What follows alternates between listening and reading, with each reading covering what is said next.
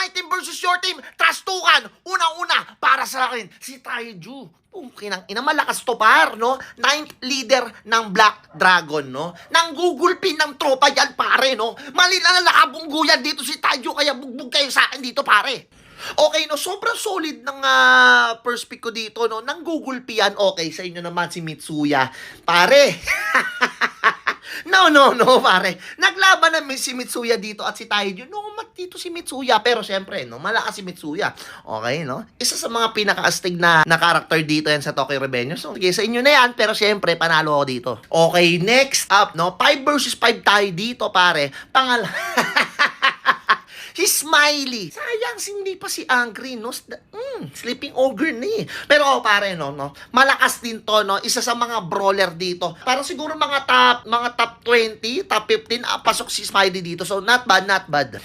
So, sige, no? Smiley, Taiju, not bad. Sa inyo naman, si Hakai.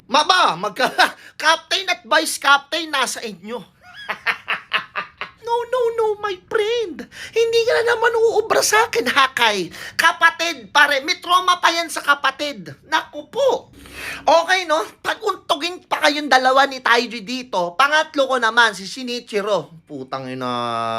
Pinaka-leader ng Black Dragon dito. Kaso, kung suntukan, no, isa sa pinakamahihina. Parang si Takemichi lang to. So, sige. Siya yung kapwa time leaper ni Takemichi. Na-spoil kayo, no? Si Senju. Gago. Malakas yan, par. Mga top 3 yan, mga top 4 yan. Putang ina mo, masyado kayong maduga, no? Masyadong maganda na nakuha nyo. Si Sanzu. Baliw to eh. Ito yung vice captain nung 5th division ng na Tokyo Manji. Ito yung kababata din ni Mikey, no? Pero not bad, no? Pumapatay ng tao to eh. Okay, 4th nyo. Tanginang duga nyo naman. Ba't may Senju kayo? O, Sanay! Leader ng Mobius dito. Putang ina, no, mutsi pa dito. Sige.